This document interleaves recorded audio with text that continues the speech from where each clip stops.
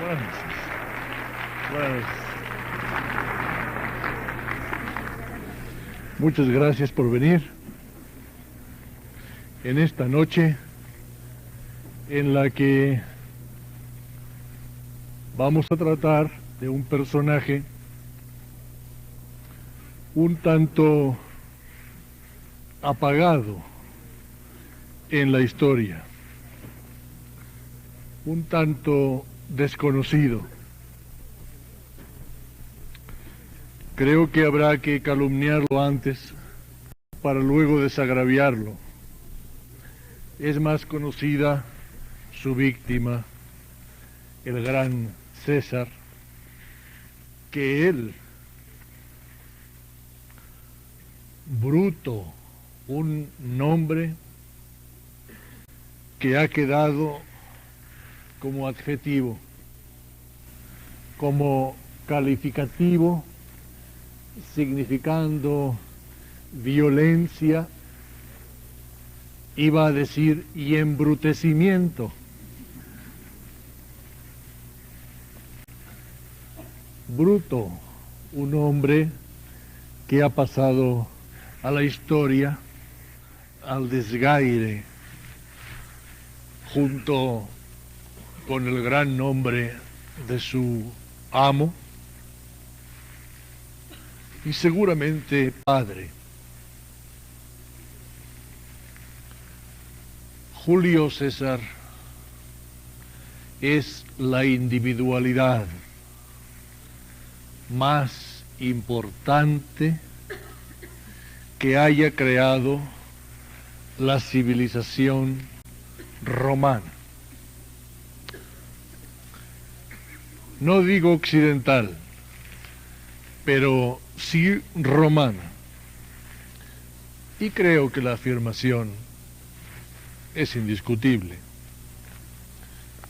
El individuo más completo, es decir, integralmente considerado, el más balanceado, el más rico en intelecto, en emoción, en sensibilidad, en posibilidades cumplidas de beneficio para el prójimo, en engrandecimiento a través de su vida y de su obra, de su marco histórico, porque engrandeció a su lugar y a su tiempo. Julio César, aunque no hubiera sido el primero de los emperadores, aunque simplemente nos hubiera dejado aquellos 2 cuadernos de notas, los comentarios a la guerra de las Galias y los comentarios a la guerra civil, ya por ello Julio César habría quedado en la historia de la cultura en uno de los lugares más preeminentes. Nadie ha escrito en latín tan claro, tan conciso, tan romanamente austero, tan sencillamente militar, tan elegante como Julio César. Sea en homenaje a él y a su estro literario las horas que hasta nuestros días transcurren estudiando latín y utilizando como texto base sus comentarios a la guerra de las Galias, todos los seminaristas del mundo. Algo tendrá esa obra, La guerra de las Galias, para que una vieja y sabia maestra como la Iglesia Católica no haya escogido un texto de Agustín o de Tomás, sino la agenda de combate de Julio César para que sus futuros sacerdotes se preparen en el conocimiento de ese idioma y a través de ese idioma, naturalmente, de ese mundo, del romanismo. Pero además, qué gran humanista, aparte del mejor literato. Sí, percibo flotante la discrepancia de que Cicerón habló mejor que César. La percibo y la acepto, pero no escribió mejor que César. Fue mejor orador, su elocuencia fue más brillante, su elocución más elaborada, pero escritor como César, nadie.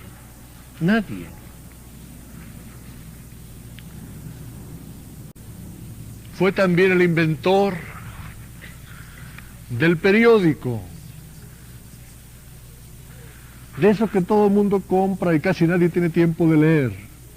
Todos los periódicos del mundo fueron inventados por Julio César, cuando obligó a los senadores y a los miembros de todos los grupos consultivos de Roma que publicaran sus actas, sus hechos, que dieran a conocer al pueblo, al que supuestamente representaban, qué era lo que hacían reunidos en su nombre.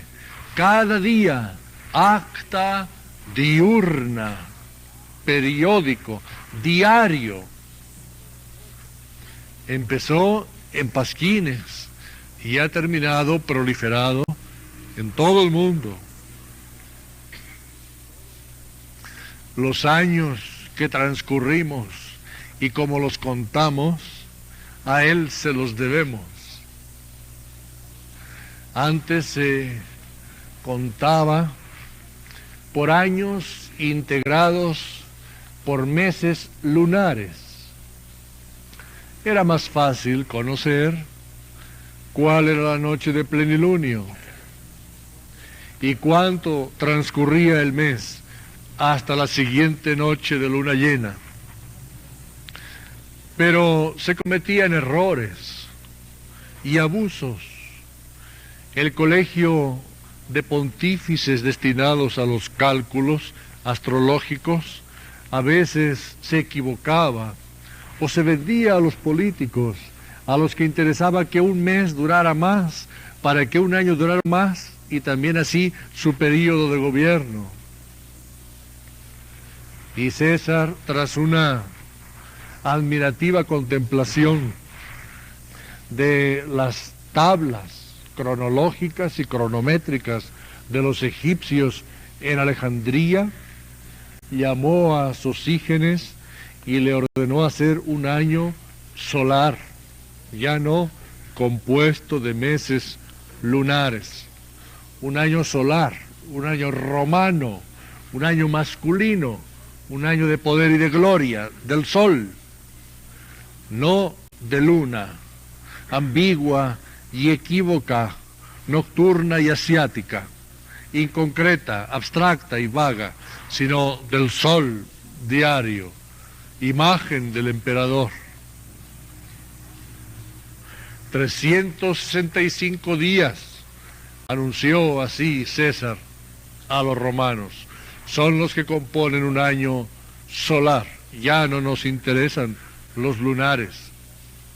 Y el año 46 estuvo compuesto de muchísimos días, de más de 440, para lograr el ajuste necesario a fin de que desde entonces ya fueran 365 días los del año, más un cuarto de día cada 4 años, que se añadiría ese cuarto año como un día entero, año que se llamaría bisexto, porque el día 28 de febrero era el sexto antes de las calendas de marzo, luego se iba a repetir el día sexto, año pues bisexto. Y en homenaje a esa aportación, el Senado dio el nombre de Julio César al mes del año que nosotros seguimos nombrando, y que antes se llamaba Quintilis, es decir, el quinto del año, porque este empezaba en marzo, y desde entonces tenemos un mes de Julio César y contamos por años cesáreos e imperiales. César, quizá en la historia de la cultura, lo que primordialmente ha aportado, más aún que sus dos obras magistrales, ha sido la integración de Europa. Aquella Roma fuerte y poderosa, mas no tan sensible como Atenas o Alejandría. Aquella Roma dispuesta a dominar la mayor parte del mundo y a arbitrar en la restante, sentía el complejo de inferioridad porque experimentaba la sensación de constituir un cuerpo orgánico que cubría con sus redes administrativas al mundo que tenía conquistado, pero falto de un espíritu que lo animase.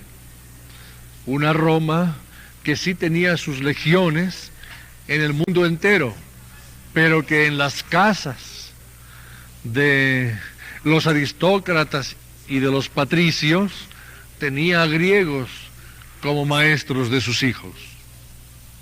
Esa Roma que necesitaba romper ese cordón umbilical con la cultura ateniense, recuperarse de esa frustración de que Atenas piensa y Roma ejecuta. Esa Roma necesitaba de algo que la compensara de la pérdida de Atenas. Y lo encontró en la cultura celta.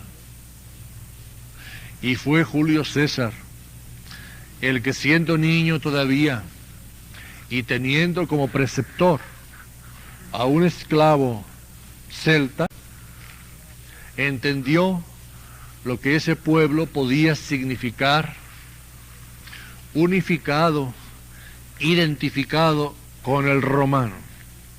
El celta, como el griego, era un pueblo femenino, espiritualizado, sublimizado, sutil, orientador, lleno de gracia y de poesía, receptivo e impresivo a la vez.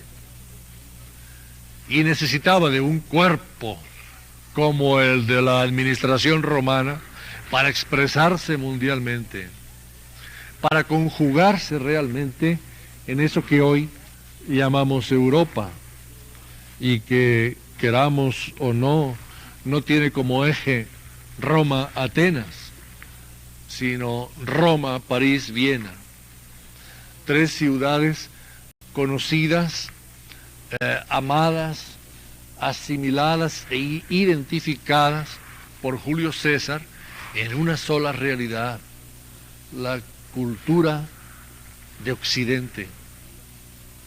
Gracias a esa cultura podría más tarde el cristianismo lograr su expansión primera, y podría llegar el pensar, junto con el sentir mediterráneo, hasta los países escandinavos, hasta los eslavos y hasta el británico. Se formó ese polo en el que se conjugan una sonrisa, un canto, un poema y una danza, inextinguibles, ilesos, a pesar de todas las guerras, de todas las ocupaciones, de todas las turbaciones civiles, de todos los bombardeos. El espíritu y la sonrisa de Europa, hija de Julio César, porque esa guerra de las Galias no fue para él la conquista de Francia, sino la preservación de Francia de otros enemigos que tenía. Y ahí la tesis de los grandes conquistadores, ¿verdad? Desde Alejandro hasta Hernán Cortés, no venimos a subyugar, sino a liberaros de vuestros peligrosos vecinos y verdaderos enemigos. Pero Julio sí luchó contra los enemigos de los galos, contra los helvecios, contra los britanos, sobre todo contra los germanos, y con ello atrasó durante 450 años la invasión de los bárbaros sobre los pueblos mediterráneos. Y además su visión de un mundo en paz, Pax Romana, dirigido y arbitrado por la urbe madre del orbe, madre y señora, emperatriz benévola, madre que puede regir sin subyugar, sin destruir las culturas locales, ayudando y estimulando el desarrollo de cada una de las civilizaciones propias de los pueblos anexados. Nos basta leer unas cuantas páginas de los Evangelios para admirar la generosidad y la sutileza de esas legiones romanas que, pudiendo en un día ocupar y masacrar la Palestina entera, dedicaron generaciones y generaciones a la persuasión, a la infiltración, a la diplomacia, a las buenas relaciones, a las presiones, si ustedes quieren, industriales, comerciales, económicas, al fin, pero prefirieron anexar y asimilar a destruir para obtener. Leyendo los últimos capítulos del Evangelio de San Juan, realmente no sabemos si todavía reina Herodes o procura Poncio Pilatos o impera Tiberio. Todo un proceso de romanización iniciado por Julio. El primero de una dinastía en la que se incardinan elementos indiscutidamente lamentables. Un Calígula, un Heliogábalo, ya hasta ahí, ya no hay más lamentables. Todos los demás son amigos nuestros. Pero que no dejó de ser el fin sepulcral de otro periodo más maravilloso, el republicano. La fácil literatura, el teatro y el cine, todos fáciles, nos han resucitado a una Roma imperial por ser esta anecdóticamente más sugerente. Pero la gran Roma, aquella de la que hemos recibido estructura mental, aquella que nos dio el derecho romano, por el cual nos gobernamos todavía en sociedad y lógicamente como individuos, esa Roma fue la republicana, esa Roma fue la del Senado, esa fue la gran democracia de los romanos. Y así soñaba César hacer del mundo un gran imperio, un imperio en el que habría un monarca, pero en el que la monarquía sería constitucional, de participación democrática, popular, representativa, una participación a nivel planetario, porque ya empezó él en vida a hacer ciudadanos romanos, no solo a todos los italianos, sino a los ciudadanos de casi todas las partes ocupadas por el imperio. Pocos años después, una gente próxima a nosotros, Saulo de Tarso, Pablo para los cristianos, dirá: nada pueden contra mí los perseguidores. Soy hebreo, perteneciente a una nación sujeta hoy día al imperio romano. Luego apelo al César, porque soy ciudadano romano por hebreo. Y se le tendrá que llevar a Roma a ser juzgado, y en Roma, por un tribunal imperial, será liberado. Sí, pues, pensaba él en una máquina universal sociológica ajustada y administrada maternalmente por Roma. El hombre que se sintió el centro de su ciudad, ciudad que se sintió el centro de Italia, península que se sintió el centro del Mediterráneo, mar que se llama Medium Terre, el centro de la tierra. ¿Cómo no iban a tener vocación de mando, vocación de polo de acción de la dinámica de las civilizaciones en el mundo?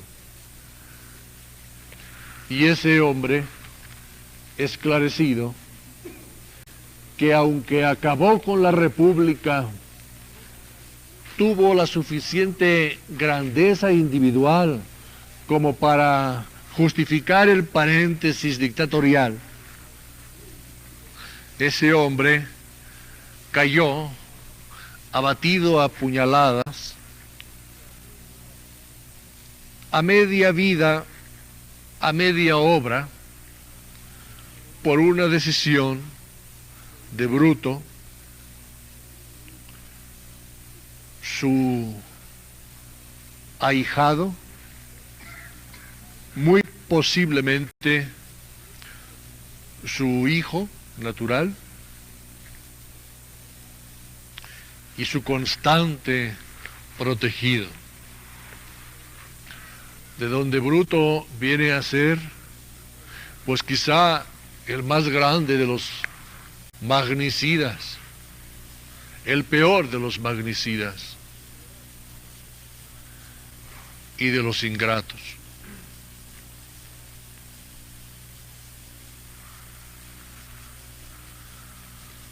Pues ahora a ver cómo lo hacemos. Porque no tenía que empezar así.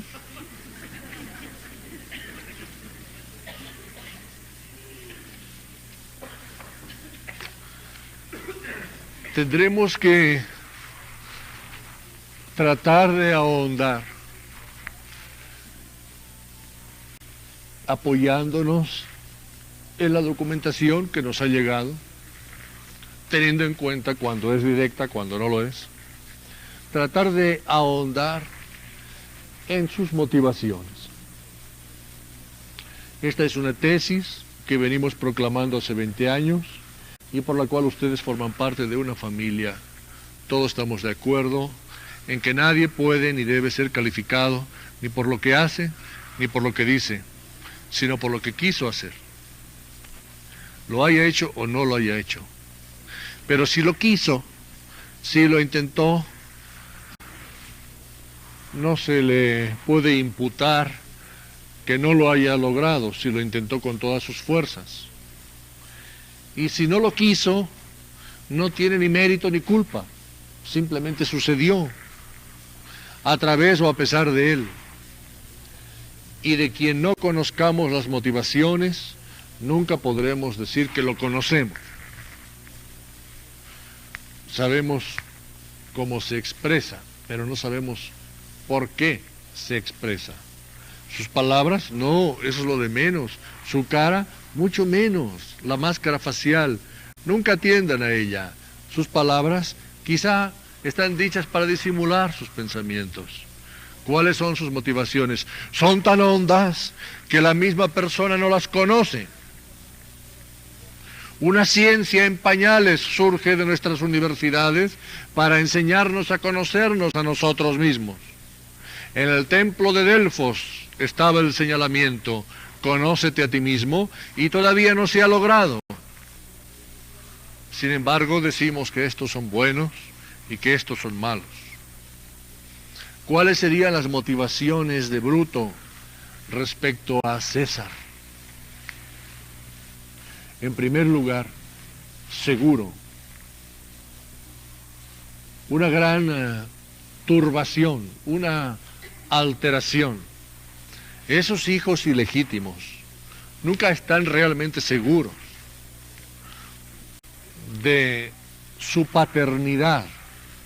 No saben quién realmente fue el padre.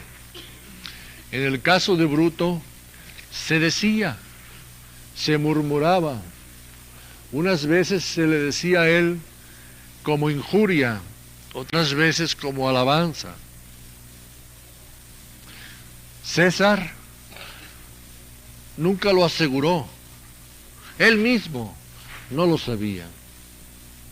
César sabía que por el tiempo en que Bruto nació, la madre de éste era su amante, Servilia. Pero no podría asegurar César de que él fuera su único hombre en aquel momento de su alterada biografía. Servilia fue mujer de muchos hombres y César hombre de muchas mujeres. Bruto, pues sí, existe una coincidencia de nombres sobre la fecha de su concepción, pero ello en cualquier momento podía no significar nada, podía significar nada. Cicerón estaba seguro. Esta gente que escribe siempre está segura de esas cosas. Cicerón estaba seguro de que Bruto era hijo bastardo, ilegítimo de César. Esa incertidumbre simbra ya toda una existencia. Esa es una falla inicial. Se necesitó ser un Leonardo para lograr que la ilegitimidad constituyera un reto de superación. Bruto no fue un hombre grande, fue un hombre que creció y vivió junto con otros que sí fueron grandes, unos magnífica y otros pésimamente grandes, pero él no lo fue. Y la bastardía sí constituyó un mal principio, un sabotaje. Su madre tampoco le pudo aclarar el secreto. Y Bruto fue un niño y luego un muchacho que adivinaba en los demás la sonrisa irónica, la burla sarcástica, el comentario a su paso. Enfermizo, neurótico, la neurosis, un experimento que si sale bien, de ahí sale un genio, pero ¿y si no sale bien? Inseguro. Al propio tiempo, como hombre de su época, como intelectual que lo fue, como moralista que acabó siendo, esas gentes que siempre hablan de la virtud y acaban publicando un libro sobre ética. Él se percataba de la importancia de Julio César, al que admiraba como militar, más tarde como estadista y siempre como humanista. Admiraba a César como al más grande de los hombres de su época, al propio tiempo que lo detestaba por haber hecho de él un bastardo y por haber hecho de su madre una prostituta. Y ahí pues dos polos en fricción: admiración y animadversión o aborrecimiento por una misma persona. Sabemos que lo admiraba porque en muchas ocasiones se expresó de él con apreciaciones más que filiales. Pero por otra parte, estaba resentido con aquel hombre que podía haber hecho de él un príncipe, heredero del más grande de los imperios occidentales. Y sin embargo lo transformó en un aristócrata equívoco de las reuniones romanas. Grave estaba siempre Bruto, pensativo, como tratando, sin lograrlo, de resolver un problema íntimo. ¿Cómo no podía admirar al héroe que fue su padre?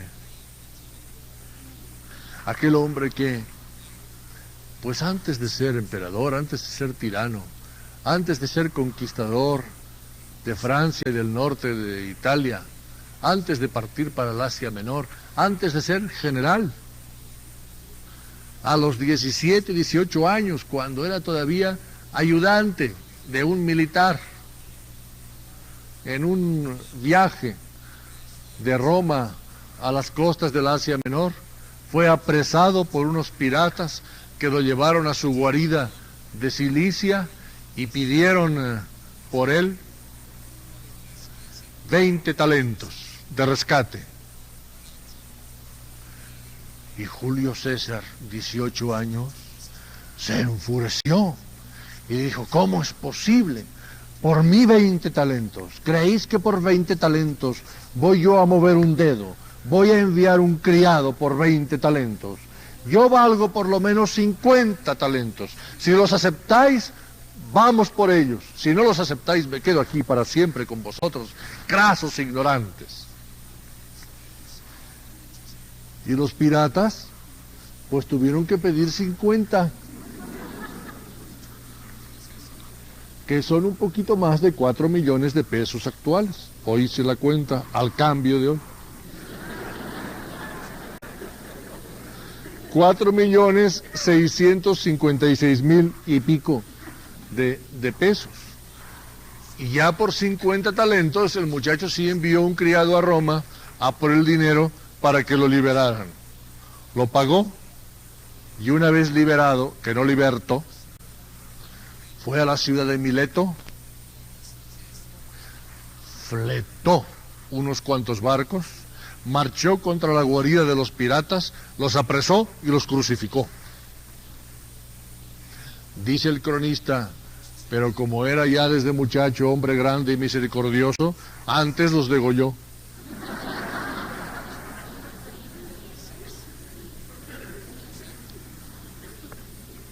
Desde luego que hechos como estos, anécdotas como estas, de las que está plagada la vida de César, hombre tan importante como divertido, nutrían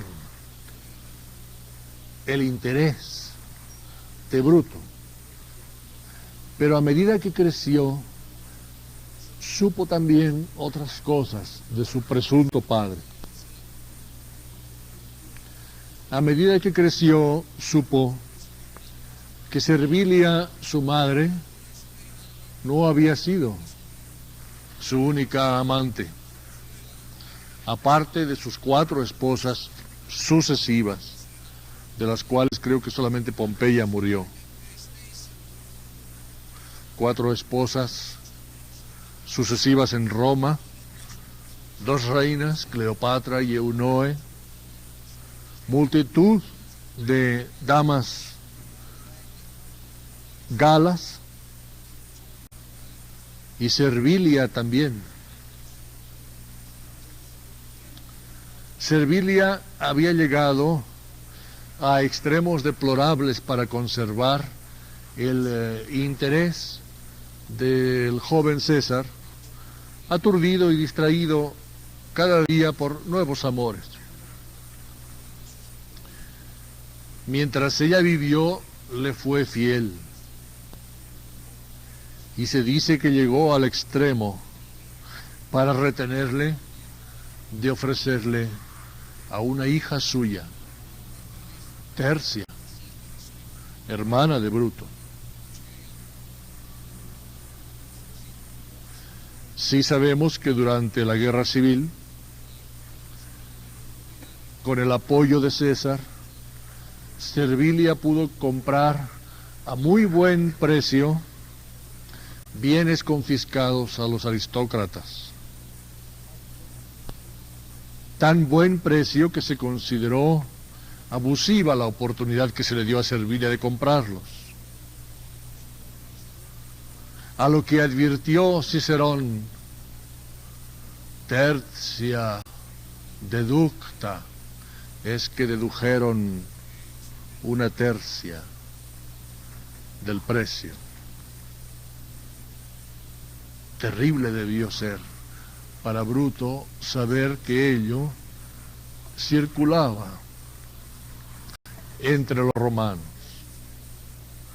Tercia deducta, se dedujo una tercia. También circulaba entre los romanos que César había perdido su inocencia no con una mujer, sino con un rey.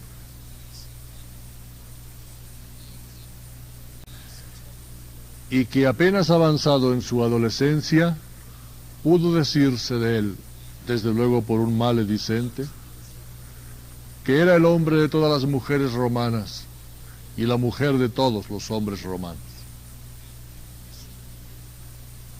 Eso supo también Bruto.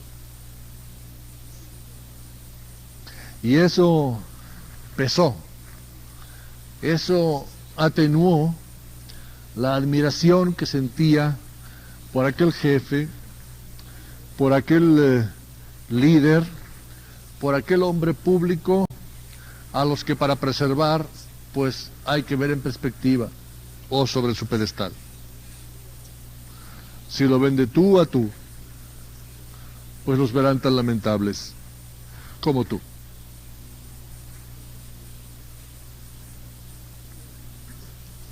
Sí era excesivo lo que se decía de César. Sí fue grande a pesar de todo esto. Quizá no fue culpable de tanto.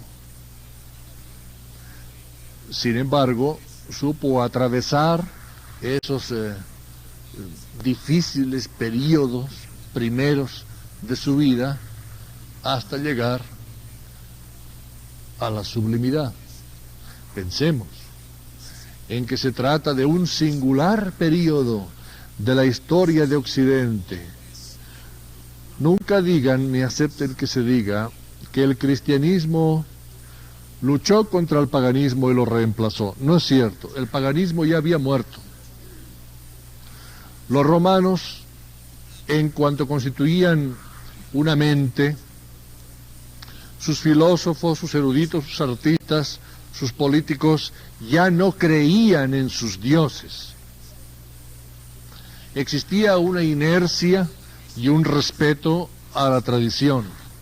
Los templos estaban abiertos y los cultos se verificaban pomposamente, pero el espíritu antiguo no existía ya.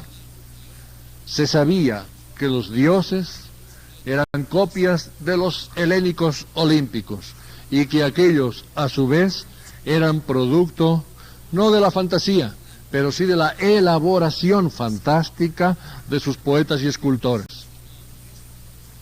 El cristianismo vino a llenar algo que ya estaba vacío, pero desde que murió aquel mundo hasta que se oyó la voz de Jesús de Nazaret, vivieron esos hombres y no tuvieron otro gobierno moral que el de sus propias conciencias, no orientadas ya hacia ningún polo, o todavía. Y podemos afirmar que integralmente, en conjunto, se comportaron como civilización con mucha decencia. Desde que murió el paganismo hasta que se oyó el Evangelio de San Juan.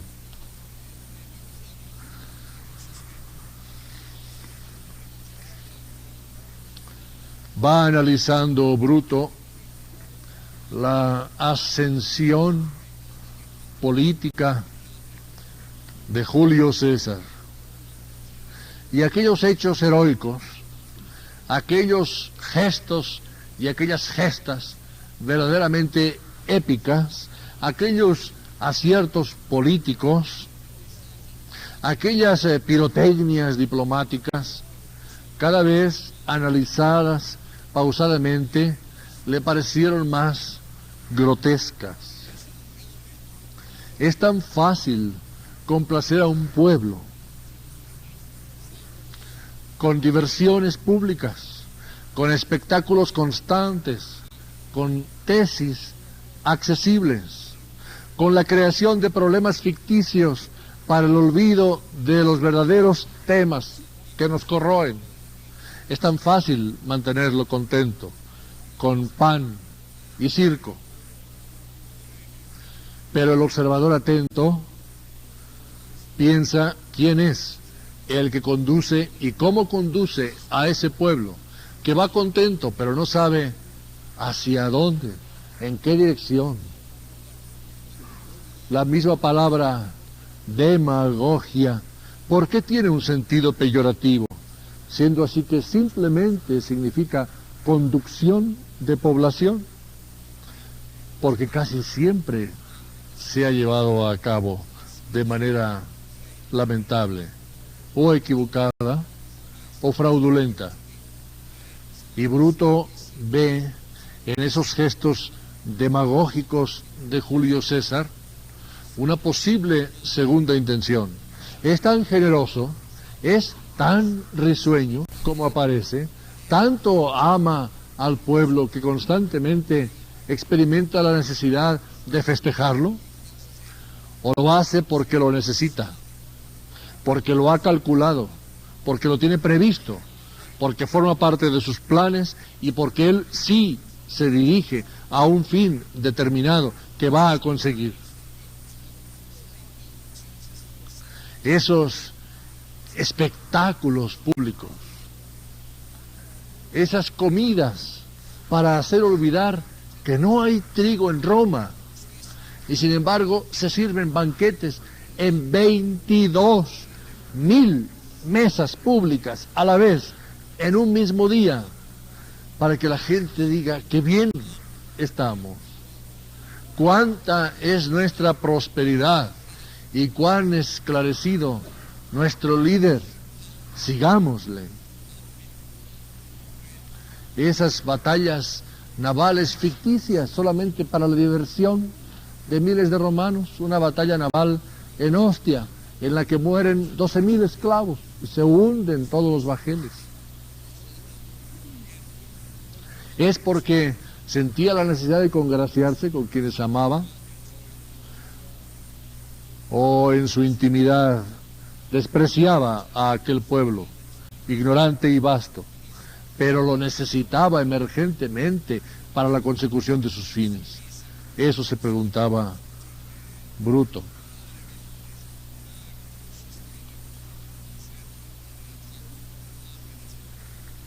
Fue luego advirtiendo Bruto que Julio César iba haciendo su gobierno. Un gobierno, como se dice, con impronta personal. ¿Está bien? El sello de su individualidad. ¿Está bien? Pero con una configuración propia de su manera de visualizar la sociología. ¿Está bien? Pero ¿hasta dónde vamos a llegar? Pues a una dictadura. Un gobierno hecho a la medida de las circunvoluciones cerebrales y de las aurículas y ventrílocos del gobernante. Un gobierno en el que ya el Senado no era más que un cuerpo honorífico. consultivo, al que sabiamente aumentó de 600 miembros a 900. Eso era para respaldar la autoridad del Senado o para diluirla. Y entre esos 900 había libertos, cosa inaudita, según Cicerón. Antiguos jefes galos, recién sometidos, y entraban como senadores en el Capitolio. Y soldados suyos, en premio a sus labores y a sus esfuerzos durante tantos años, a algún gesto heroico quizá, senadores de repente, padres de la patria. La Asamblea Popular, el cuerpo ejecutivo de mayor importancia, pero de difícil convocación, quedó también reducida simplemente a la costumbre de refrendar nombramientos hechos por Julio César. Leyes y gentes amigas, encargos recién creados. Eso lo vio Bruto más todavía que Cicerón, porque Cicerón, como cabeza, como polo intelectual del Partido Conservador, se alegraba de las exageraciones de los liberales y con las de ellos de Julio César, porque él era un caudillo liberal, y con cada equivocación pues ganaban puntos los conservadores. Pero Bruto se resentía como hijo de que ese padre fuera tan discutible, incluso como máxima autoridad, como estadista. Se estaba aboliendo la República y, así como hemos dicho que fue el fundador de la dinastía imperial, podríamos decir que fue el sepulturero de las garantías democráticas, el asesino de la democracia, de la República Romana. Pero mientras él vivió, su vida y su obra constituyeron un prodigio tal que nadie se percató de que la democracia había muerto, o por lo menos había quedado eclipsada bajo la irradiación de su personalidad. Cuando él murió, se dieron cuenta de que había muerto él y que antes de morir él había matado la democracia.